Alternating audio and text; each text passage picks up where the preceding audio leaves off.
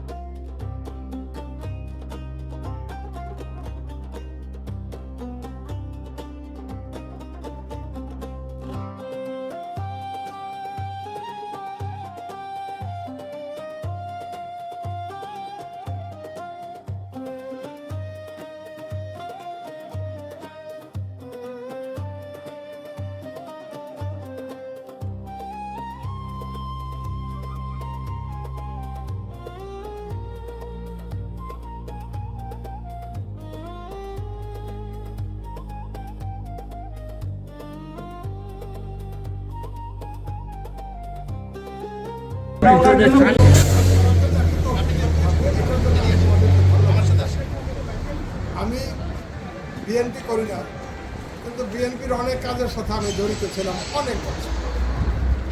আমি আমাদের শহীদ জিয়াউর রহমানের যে ভিশনটা ছিল, সেই ভিশনটা ছিল যখন বাংলাদেশে আমাদের জনসংখ্যা অনেক বেড়ে গেছে, সবাই খুব চিন্তিত কী হবে কী হবে। তখন আমাদের জিয়াউর রহমান সেই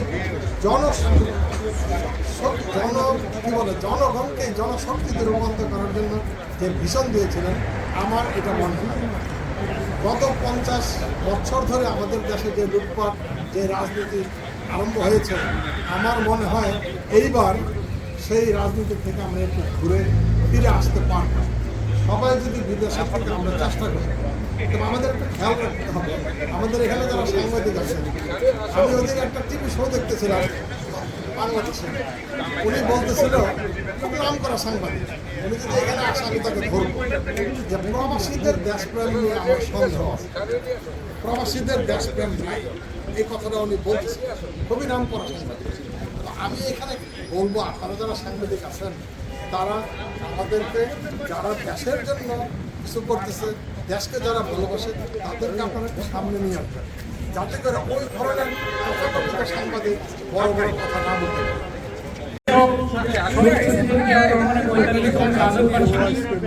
আমরা এই যে মানুষের মাঝে খাবার বিতরণ হচ্ছে, এইটার জন্য সংযম রক্ষা করি।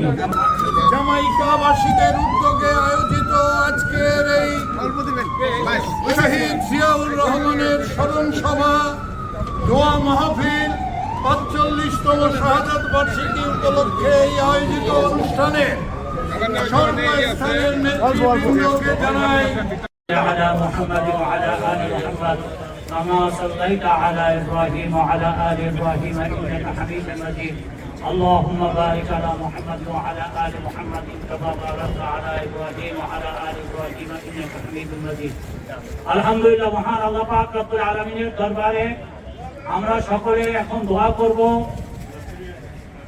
শহীদ রাষ্ট্রপতি মরহুম জিয়াউর রহমান সাহেবের জন্য, যিনি শাহাদাত বরণ করেছেন। আল্লাহ পাক রব্বুল আলামিন হাসবুনাল্লাহু ওয়া নি'মাল ওয়াকিল নি'মাল মাওলা ওয়া নি'মান নাসির ইলাহি আনতা ওয়ালিয়ুনা ফিদ দুনিয়া ওয়াল আখিরাহ তাওয়াফানা মুসলিমান ওয়া আলহিকনা বিস সালিহিন।